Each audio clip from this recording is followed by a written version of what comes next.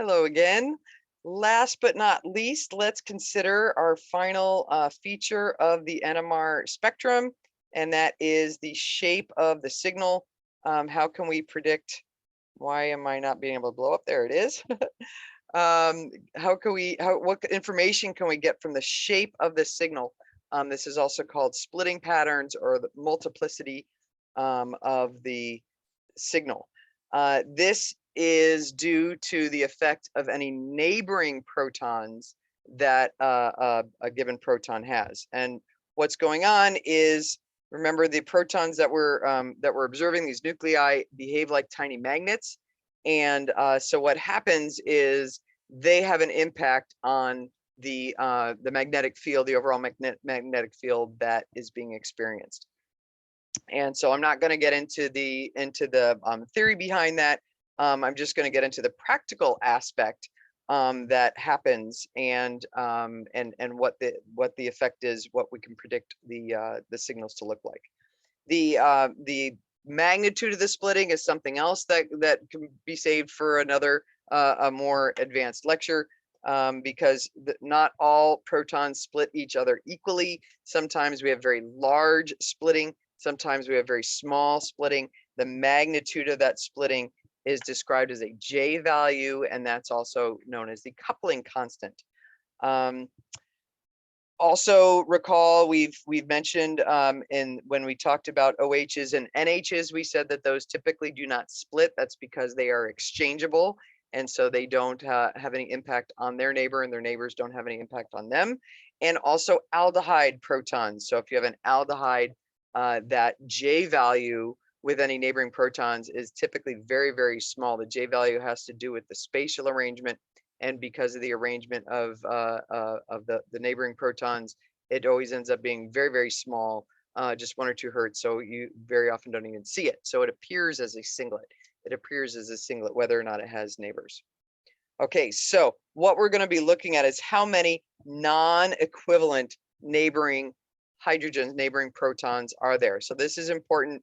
This is an important point to make, is that when we're counting up our neighbors, we're only looking at neighbors that are not the same as the one that the signal we're inspecting. So non-equivalent neighbors mean that, when we label things A and B and C, if for some reason we had type B right next to another type B, those are not going to split each other.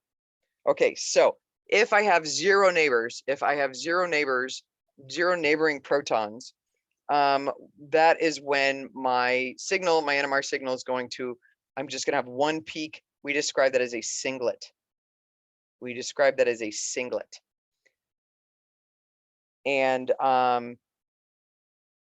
if I have no neighbors, then there's no impact on the overall magnetic field, and so I just get my normal signal. Now, if I have one neighbor, all of a sudden I now experience 2 magnetic fields, and therefore I get 2 resonances, and so I'm going to get 2 signals. 2 signals, which is described as a doublet. So when I get 2 peaks, I'm sorry, not 2 signals, just 2 peaks, it is described as a doublet.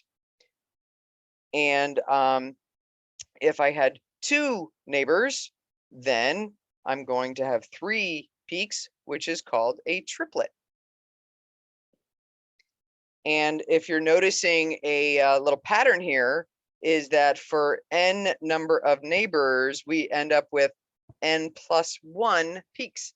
So this is in most simple circumstances, there are absolutely exceptions to this, but in an ordinary organic molecule where you have free rotation and free no rigid shapes that cause the relationship of the neighboring protons to be unusual, this is what we have. We just kind of count up how many neighbors do we have. If I have 3 neighbors, that's going to show up as 4 peaks, which we call a quartet.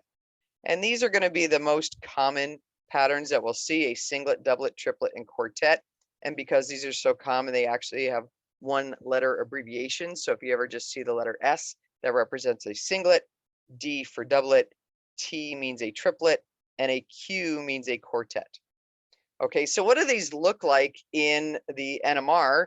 Okay, a singlet is a singlet. That just kind of means it goes up and down.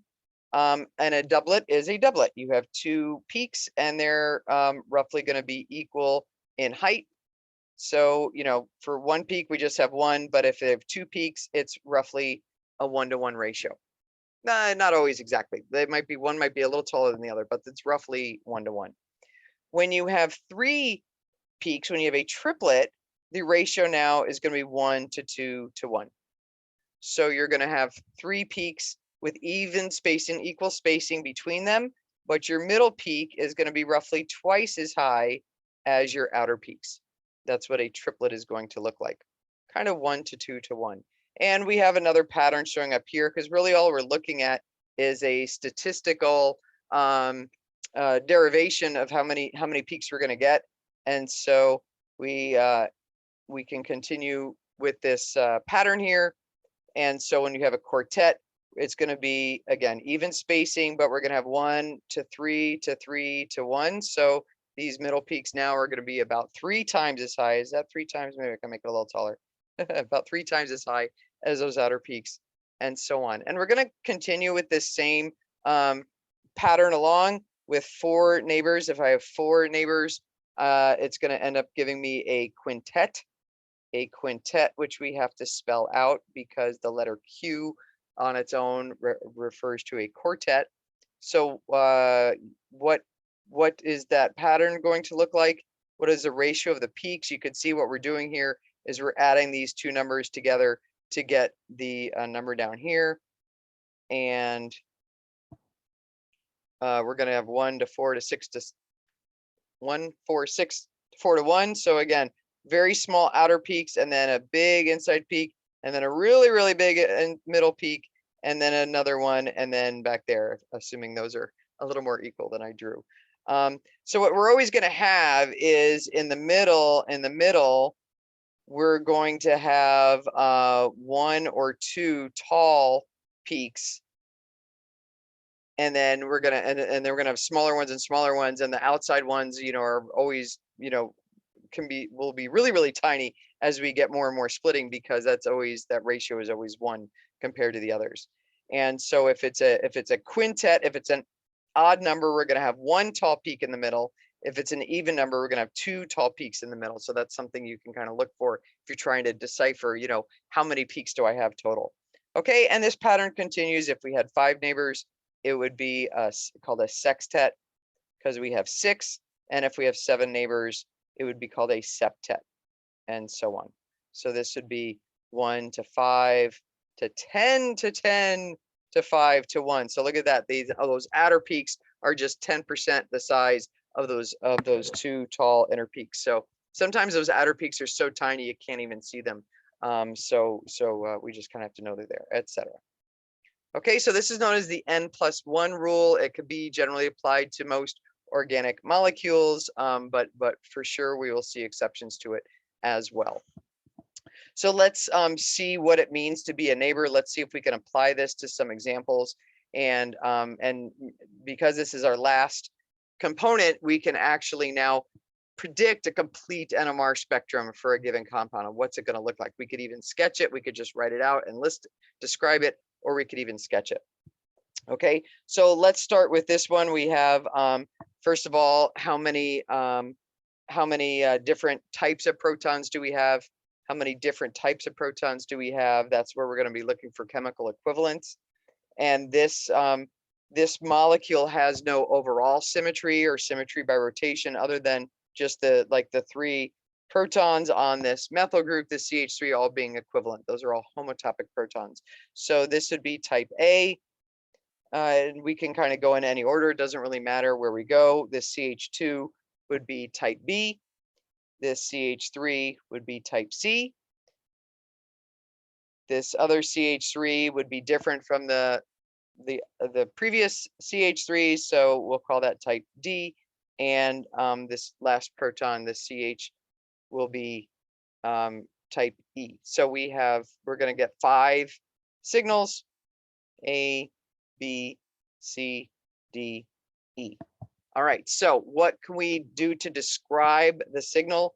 the shape of the signal and the size of the signal, that's the integration. The integration tells me how many protons are contributing to it, and the splitting pattern tells me what? How many neighbors it has. Okay, so for A, this has, it's going to be a 3 hydrogen signal. That will be its integration. And how many neighbors does it have? Okay, when we look at A, this has one neighbor. Has one neighbor. In other words, N equals 1. What counts as a neighbor? We look at the next carbon over and we ask how many hydrogens does that have attached? It only has one hydrogen attached to it. So if you have one neighbor, that means N plus 1 is 2. In other words, it's going to be a doublet. It's going to be a doublet. So we could spell that out if you want, or you could just write the letter D. So I'm going to expect a 3 hydrogen doublet for A. Now, where on the spectrum is that going to be? That's called the delta value, or its chemical shift. Where do we expect that to be? Well, now we look at this and we say, well, it's just a methyl group, and it's not directly attached to a heteroatom, a halogen or a nitrogen or an oxygen or something like that. It's not directly attached to a pi bond, and so it's that is where we expect to find it, just our usual 0.9. Now there is an oxygen 1 atom over, so this is back to our, probably a little more than 0.9 because of that beta effect. All right, how about proton B? How about proton B? This is going to be a 2 hydrogen signal because it's a CH2.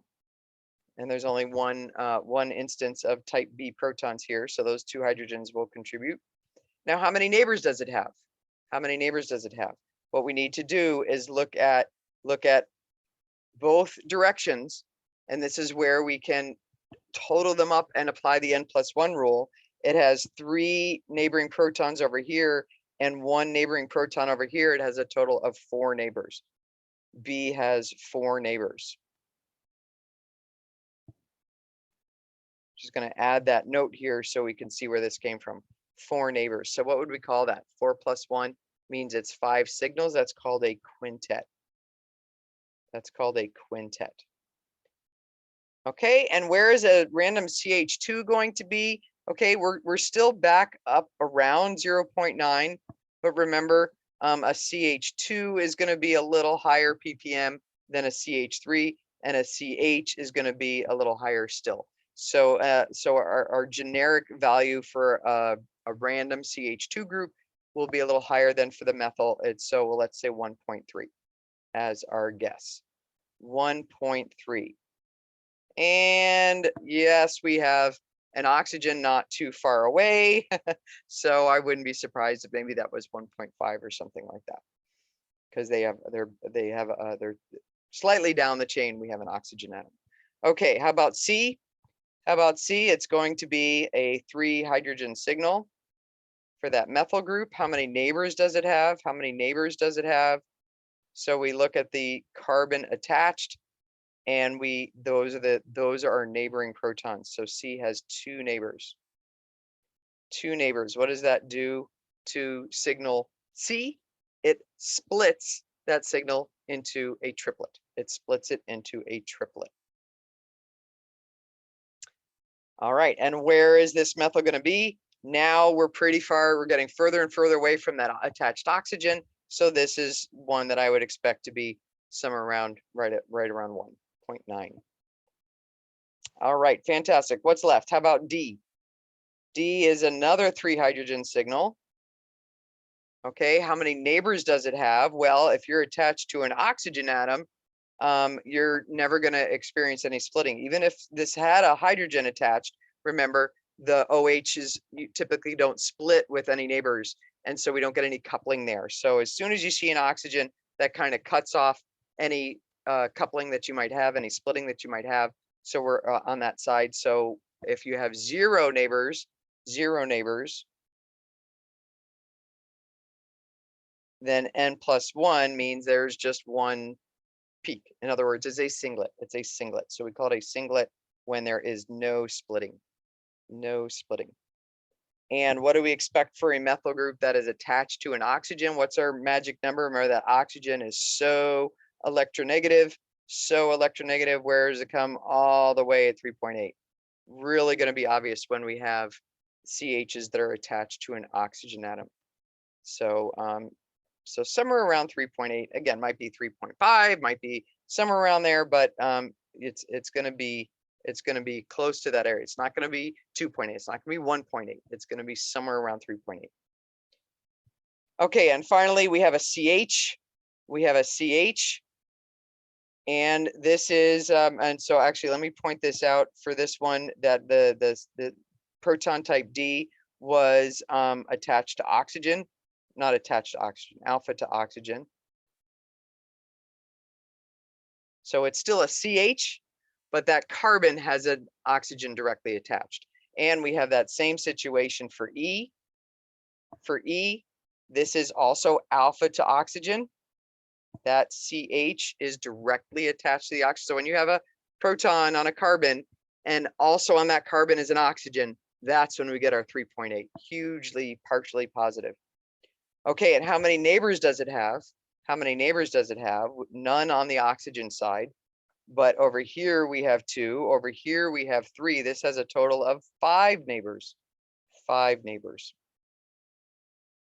So 5 plus 1, we will get 6 signals. This is going to be just a 1 hydrogen signal. It has, and it's going to be called a sextet. This will be a sextet. Where does our CH? Our CH is 1.5, so right, it's a little higher than a typical methyl group, but because it's alpha to a proton, we could just use that same number of 3.8. So in this table, I've just drawn kind of methyl groups as a representative example of a CH, but it could be a CH2, it could be a CH. The key is that we're looking at this is a proton that's allylic to a pi bond. This is any proton where that CH is next to a carbonyl. So it doesn't have to be a CH3. It could be a CH2 or even a CH, and we could still kind of use that just as a generic table. There's much better tables we can use that will actually help us calculate chemical shifts to estimate them more precisely. But right now we're just trying to get a ballpark feel. All right, very good. How about our next one? We have let's start with how many different types of protons. That's the first thing we want to look for, is are there any chemically equivalent protons? So let's call this type A. The methyl protons here are type A. And what do you think about this this methyl group? Also type A, right? Just by rotation, we could rotate around that bond and exchange those two. So that would also be type A proton. This CH would be type B. The CH2 would be another new type. The next CH2 is unique still, so that would be D. And finally, this OH would be E. Okay, so how do we so let's just list them: A, B, C, D, E. So once again, we have 5 different types of protons for this example. So what about proton signal A? Signal A, we now have 6 protons contributing to this. It's going to be a really large signal. It's a 6 hydrogen signal. And for splitting, how do we figure out splitting for that? Let's just look at one example of type A proton and ask how many neighbors does it have. Okay, so you don't want to get confused by like trying to add them up or something. Just look at one example and say how many protons are on the neighboring carbons, and we see that there's just one. It has this has one neighbor. So what is it going to look like? Those 6 hydrogens are going to be split into a doublet. It's going to be a 6 hydrogen doublet, and this is just an ordinary methyl without any deshielding effects. So we could use 0.9 as our default number. All right, how about the CH? This is going to be now just a 1 hydrogen signal. Our C, and how many neighbors does it have? Oh my gosh, a whole bunch of neighbors, 3 and 6 and 7, 8. So I don't, what are we going to call that? I don't even know. That has a no net. I don't know what it's called. So 9 peaks. Might be a no net. I'm not sure. But remember, when you have 9, those little ones, those outside ones are going to be so tiny, you're not even going to be able to tell. So I'll see that there's one very large, and then a pair, and then a pair, and then a pair. And you know, even if I don't see those outermost signals, I still can tell that it's many. Sometimes we just describe a peak as a multiplet when we can't really tell, but that usually refers to something that is a little messier than a nice clean splitting pattern. So if you called that a multiplet, that probably wouldn't be the end of the world. And where do we expect for a CH? A CH is now just a little higher than a CH3, 1.5 from our table. Okay, moving down the ring, our proton type C. Proton type C is a CH2, so we expect that to be a 2 hydrogen signal. How many neighbors does it have? How many neighbors does it have? Remember to look in both directions. Look at all the attached carbons, and then you're asking how many protons are on those carbons. So this has 3 neighbors. This has 3 neighbors, which makes it a quartet. N+1 means I'll get 4 signals. I'll get 4 peaks, rather, sorry. It'll be a split into a quartet. Its multiplicity is a quartet. And where do we expect a random CH2? A random CH2, something like 1.3, just as our number. So all of these are, you know, way upfield, around 1 in that region. Okay, but D, let's take a look at D. This is a 2 hydrogen signal. How many neighbors does it have? How many neighbors does it have? Okay, 2 over here, none over here. Even if we did have a proton here, again, remember aldehydes are special that they usually do not have any splitting, or the splitting is so small that you can't observe it. So we probably wouldn't even pay any attention to that one anyway. So this just has 2 neighbors. 2 neighbors, which makes it a triplet. We would have a 2 hydrogen triplet. And where is this? Is this an ordinary CH2? Oh, now we've got a functional group here, right? Now we've got something attached to it. We're going to have inductive effects. We're going to have anisotropic effects. And as a result, this is now going to be pulled further downfield than a typical CH2. Okay, and what's that number when we're next to a pi bond? Let's go back to make sure we know where to find that. Next to a pi bond, that's this area, right? A little higher than 2, a little higher than 2. So we describe these as alpha, being alpha to a carbonyl. And so you could just kind of pick a number, I don't know, 2.2, 2.3, something like that. Somewhere in that region. Okay, last but not least, what do you think about this OH?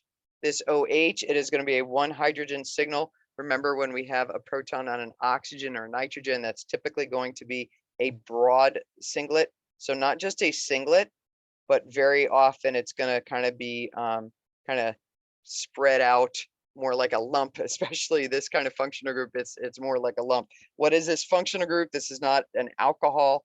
When you have an OH attached to a carbonyl, we call that a carboxylic acid, a carboxylic acid. Okay, and that is a very unique proton in the proton NMR. Where would we find that? Let's see if we can find that. Here's our protons on oxygen or nitrogen, and here it is way down here, 10 to 13. Okay, if we look at our table, that's the one that's absolute furthest downfield is going to be our carboxylic acid protons. So 10 to 13, can't miss that when it's there. About 10 to, oh, let's put it over here, 10 to 13. And we have a big range because we don't know exactly where it's going to show up. That can vary based on the solvent we're using, based on the concentration, maybe. Other factors can have an impact. Okay, so from this, you can even sketch it, right? If I gave you a blank spectrum from 0 to 13, you would be able to draw in, okay, I have a singlet here, I have a doublet here, and so on.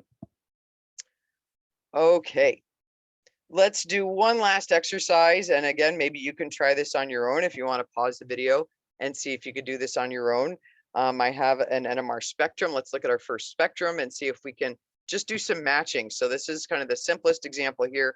where we have I'm giving you the spectrum and I'm giving you the structure. Can you just match them up because you understand, you're able to predict what the spectrum should look like, So you could try pausing this and working on it on your own. And let me also give you some help you interpret these peaks, because they're not always easy to decipher whether it's a singlet or a doublet or so on. Okay, but let's take a look at A versus B versus C. Hopefully you could see, right? A just has one line, but B has this little shoulder and C has this little shoulder. And what that's telling you is actually it's two lines. It's two lines. They're not perfectly even or equal in height. Remember we said we call it a doublet when you have two lines. It's the expected ratio is 1-to-1, but very often they're not perfectly 1-to-1. They usually have a little tilt to them. And in fact, what's observed is that the shoulder kind of leans in the direction to the other proton that its neighbor, that's causing it to couple. So that's kind of interesting too. Okay, so so B and C are both doublets. These are both doublets. Remember, we could just use the letter D to represent a doublet. A is a singlet. And what do we have over here? Okay, E is another singlet. But now when we look at F and D, we have more going on here. So what can I tell from this?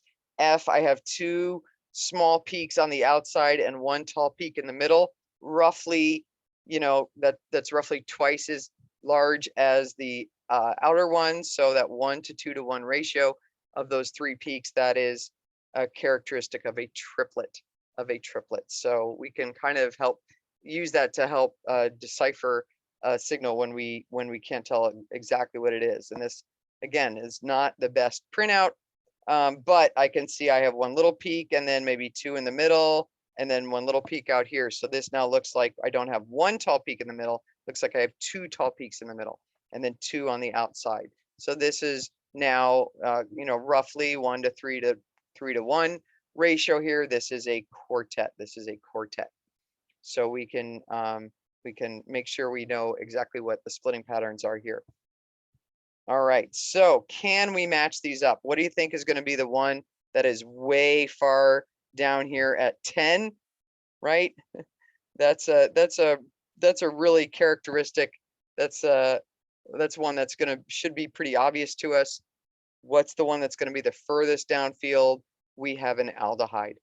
This is called an aldehyde when you have a CH on a carbonyl with a hydrogen attached. And again, because of inductive effects on top of anisotropic effects, it brings it all the way down to 9.7 or so. And that is that's typically the furthest downfield proton that we'll ever see that's on a carbon. The CH, that's the furthest downfield. So this is proton A for sure. All right. Now, what protons do we see that are going to be somewhere around 7? Somewhere around 7 is where we find our aromatic protons. Aromatic is what we call it when we have protons that are on a benzene ring. So here is our benzene ring. I'm not going to draw on this because I actually want to do a little more drawing. In fact, I'm going to erase this. Sorry. I'm going to erase this aldehyde because I want to show a little work with this.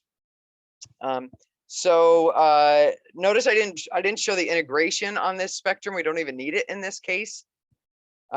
Just looking at the chemical shift and the splitting pattern is going to be enough for us to identify every proton here. Okay, so these 4 protons here are going to be B and C. I'm going to show you a little trick that will help us figure out which is B and which is C in just a minute, but we can first identify that these are aromatic. Okay, and what do we see that's all the way down at 4? When would we get protons all the way down at 4? That's usually when we have alpha to oxygen attached to an oxygen. That is what would cause it to be way downfield like that. Okay, so where do we have oxygens? Where do we have an oxygen? Here's our oxygen, but actually we only have one set of protons that's directly attached to the oxygen. So let's see if we could figure out which one would this be. What do you expect the splitting pattern to be here. What do you expect this splitting pattern? How many neighbors does it have? It has 3 neighbors because it's next to a CH3. 3 neighbors means what? It's going to be a quartet. It's going to be a quartet. So that is, so when we look somewhere around 4, that is a quartet. That's right here. That's going to be D. These will be protons type D. So, and we can look at this guy next. How about this methyl group? What splitting pattern do you expect for this? This now has 2 neighbors. 2 neighbors, n equals 2. So this is going to be a triplet, and we only have 1 triplet in the entire spectrum. And here it is somewhere around 1, a little higher than 1 because it's beta to that oxygen. So yeah, this looks like F. So the only one that we haven't labeled yet is E. And E is a singlet that's all the way down at 4. So the only protons we haven't labeled are right here. So would it make sense that these are E? Do you expect them to be a singlet? Yes, we expect them to be a singlet because it has no neighbors, 0 neighbors. So it will be a singlet. But why is it all the way down at 4 if it's not attached to an oxygen? Well, look where it is. It is both allylic, alpha to a carbonyl. So remember that brings it from 1.2 to 2.2, and it's benzylic. It's allylic, it's alpha to a carbonyl, and it's benzylic. And so that's what brings it all the way downfield. So we can kind of point this out that for E, it is alpha to a carbonyl and benzylic. So remember that additive effect. You know, the carbonyl is shifting a little further downfield, 1 or 1.2 ppm, and then the aromatic ring is shifting a little further downfield as well. And so it ends up moving, instead of being around 2.3 and 3.3, it's somewhere closer to 4. So so that is completely consistent. Okay, last but not least, let's see if we can distinguish the aromatic protons to see who's B and C. Remember, we said sometimes they all just show up together somewhere around 7, but here we have 2 very distinct signals. And the reason for that is because this ring has resonance. This ring has resonance. There's another resonance form we could draw for it. This carbonyl is acting as an electron withdrawing group. Okay, and here's the resonance that we could do. This pi bond can move out, and this pi bond can move over. So with that resonance, oops, let's go back there, and I'm sorry, let's do this in red just so we can distinguish between the 2. We could say now we're looking at resonance. And so what does the new resonance form look like on our benzene ring? We now have a pi bond has moved out here. We have an O-,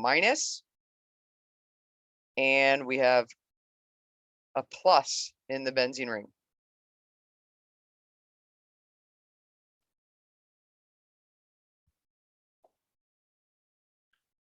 So this is described as an electron withdrawing group. And this carbonyl, the carbonyl is an electron withdrawing group. And we'll get more experience at identifying those when they show up.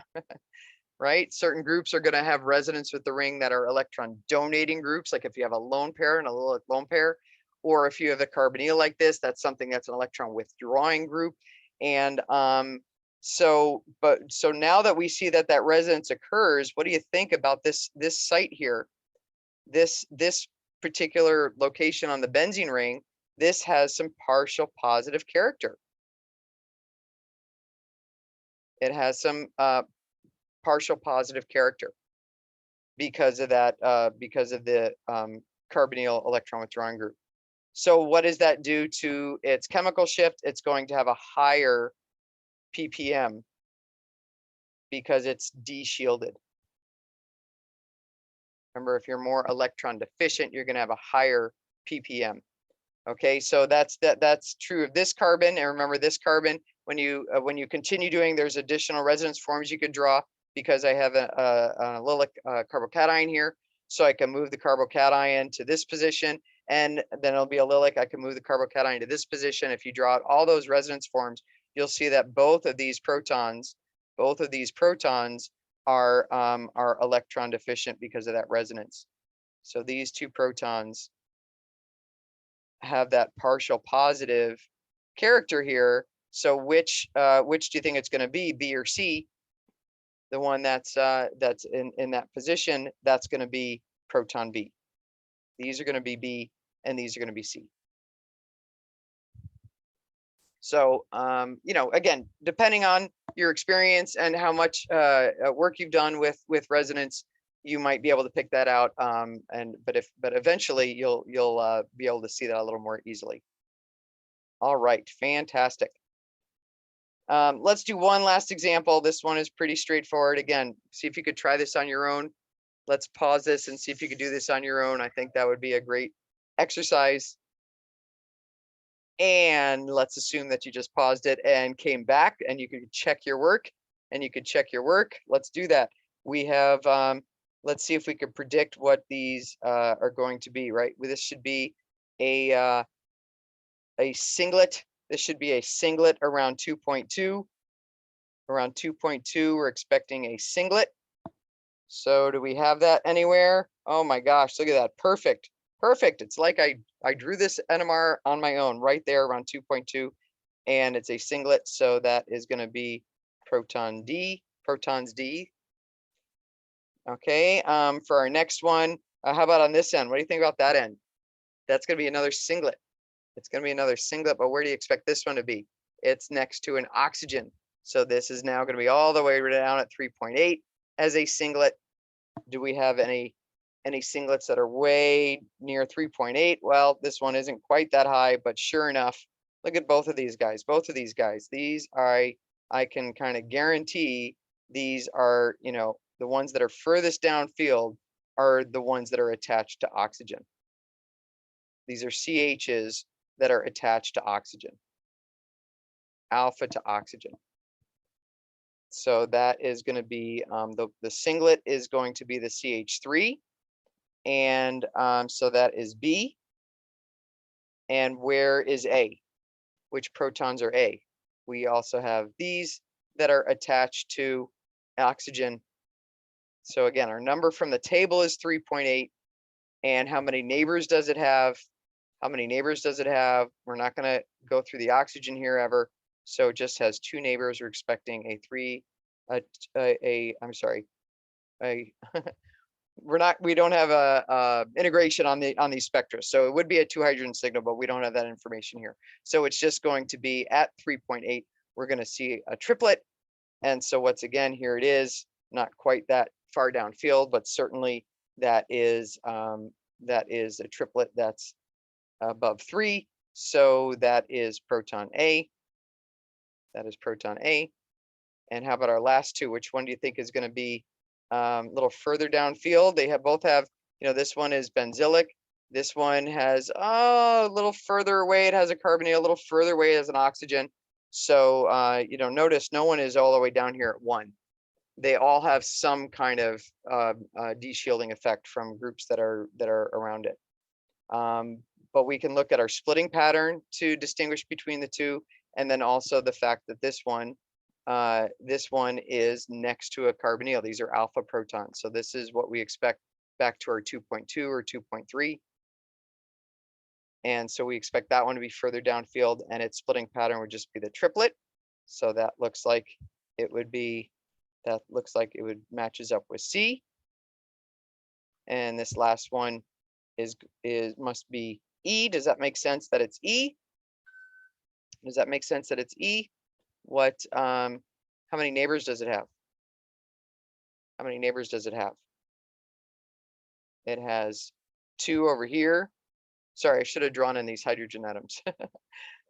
We have 2 over here. Let me do that actually, at least for these 2, so we can see for sure. So these hydrogens are on a carbon that's attached to an oxygen. So these are 3.8. is our prediction, just like these are 3.8, our prediction. So for E, we have a CH2 as well. So that is E, and how many neighbors does it have? It has 2 on one side and 2 on the other side.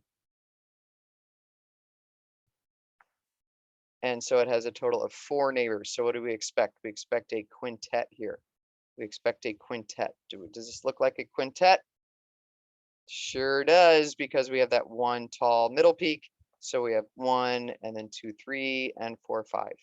That is a quintet indeed. So after this introduction, we should be able to understand the different components of a spectrum and what they tell us. And we should be able to look at a structure and actually predict its NMR spectrum, or maybe in a case like this, match it up with a spectrum that's given. So the next big challenge ahead of us is, what if I didn't have this structure and I just had the spectrum? What's the problem solving approach that I could use to step by step come up with the structure of the compound being analyzed? So that we will tackle next. Thanks for joining me.